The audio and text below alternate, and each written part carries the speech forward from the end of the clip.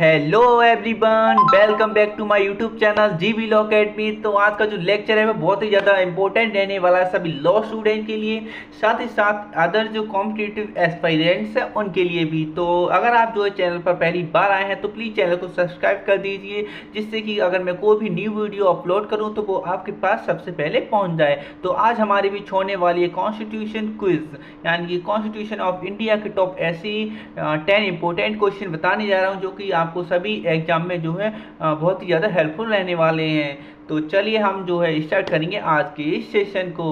तो हमारी जो कॉन्स्टिट्यूशन क्विज है वो स्टार्ट होने वाली है। हमारा क्वेश्चन नंबर 1 क्या कहता है, भारत के अधिराज्य की अवधि क्या दर्शाती है? विभाजन से पहले का दिन, या स्वतंत्रता के पहले का दिन, या गणतंत्र दिवस के बाद का दिन, या स्वतंत्रता दिवस से जो है गणतंत्र दिवस तक का दिन।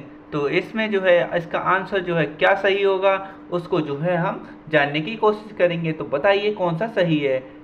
तो इसका जो आंसर था वो था डी।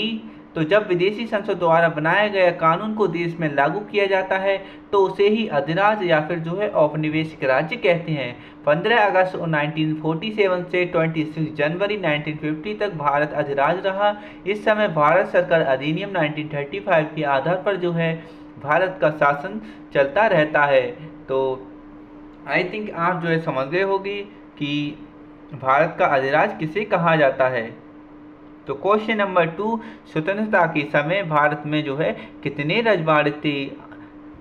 347 या 490 या 556 या फिर 418?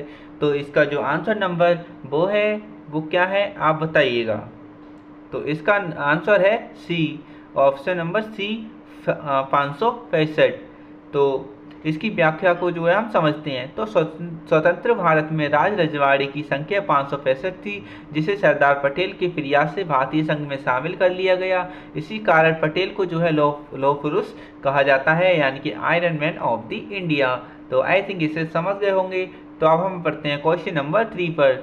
तो भारत का जो सर्वोच्च कानून है उसे किसे कहते हैं? तो भारतीय संविधान को, या जनतंत्र को, या अंबेडकर की शिक्षाओं को, या फिर धर्मनिरपेक्षता को? तो इसका जो आंसर है वो है ए, भारतीय संविधान को। जी हाँ दोस्तों, भारतीय संविधान को भारत का सर्वोच्च कानून कहा जाता है।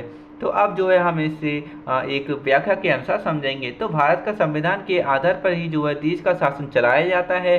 जनतंत्र एवं धर्मनिरपेक्षता भारत की संविधान की विशेषता है, और भारत का जो संविधान है उसी को जो है सर्वोच्च कानून माना जाता है। क्वेश्चन नंबर 4 पर आते हैं। इनमें से एक सामाजिक सिद्धांत क्या है जो ये समझाने का प्रयास करता है कि क्यों समाज विभिन्न सामाजिक संस्थाओं के बीच जो है संबंधों पर ध्यान केंद्रित कर कार्य करता है कि समाज का जो है निर्माण हो?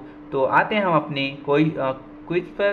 तो पहला है इसका संरचनात्मक व्यवहारिकता, या फिर प्रतीकात्मक अन्योन क्रिया यानी कि सिंबॉलिक इंटरेक्शन, या फिर संकर्ष, या फिर जो है निश्चयात्मक। तो इसका जो आंसर है वो ए सही है, संरचनात्मक व्यवहारिकता। तो अब इसकी व्याख्या पढ़ेंगे। तो संरचनात्मक व्यवहारिकता का सिद्धांत इसके लिए जो है सबसे उपयोगी है। तो बढ़ेंगे हम अपने क्वेश्चन नंबर दैट मीन्स 5 पर।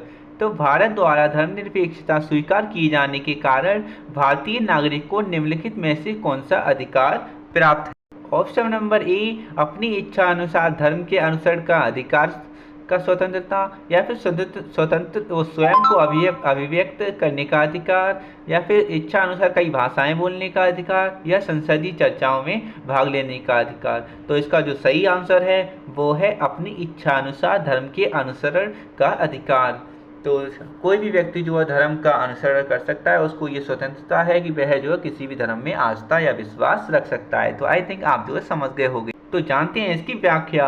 तो अनुच्छेद 25 के आधार पर भारतीय नागरिकों को जो स्वेच्छा से जो है किसी भी धर्म को स्वीकार कर सकते हैं, और साथ ही साथ जो है धर्म के आधार पर जीवन यापन कर सकते हैं। स्वयं को अभिव्यक्त करने का जो अधिकार है वह अनुच्छेद 19 का सब क्लॉज ए में दिया गया है।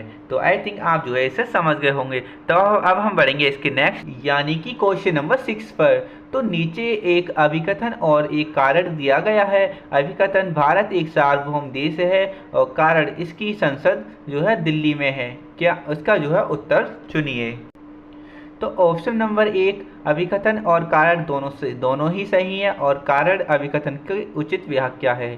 तो ऑप्शन नंबर बी, अभिकथन और कारण दोनों सही हैं लेकिन कारण अभिकथन की उचित व्याख्या नहीं है। अभिकथन और कारण दोनों सही हैं। और डी, अभिकथन सही है लेकिन कारण गलत है। तो इसका जो आंसर है वो है बी, अभिकथन और कारण दोनों सही हैं लेकिन जो कारण है वो अभिकथन की उचित व्याख्या नहीं है। तो चलिए अब हम इसको जो है एक व्याख्या के अनुसार समझेंगे। तो भारत की संप्रभुता भारत की जनता में निहित है, फलतः भारत एक सार्वभौम देश है। संसद दिल्ली में है लेकिन सार्वभौम से इसका कोई भी जो है प्रत्यक्ष संबंध नहीं है। तो आई थिंक आप जो समझ गए होंगे। तो बढ़ेंगे इसके नेक्स्ट। तो अब आता है क्वेश्चन नंबर 7। तो भारतीय संविधान की किस अनुसूची में जो है राज्यों और संघ क्षेत्रों को जो की सूची जो है दी गई है?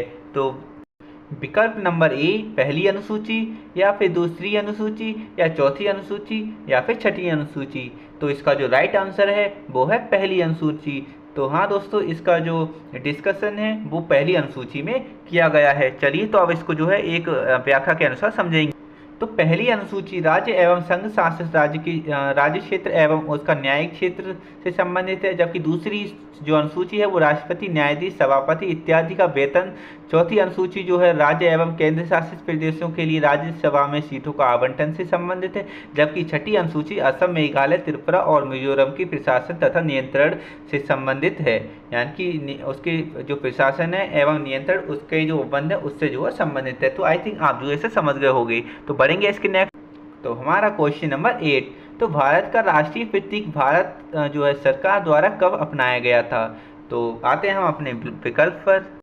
ऑप्शन नंबर ए 15 अगस्त 1947 को, ऑप्शन नंबर बी 14 अगस्त 1947 को, ऑप्शन नंबर 3 26 जनवरी 1950 को, और ऑप्शन नंबर डी 20 अगस्त 1950 को। तो इसमें से जो सही आंसर है वो है ऑप्शन नंबर 3 यानी कि सी, जो कि बताता है 26 जनवरी 1950 को।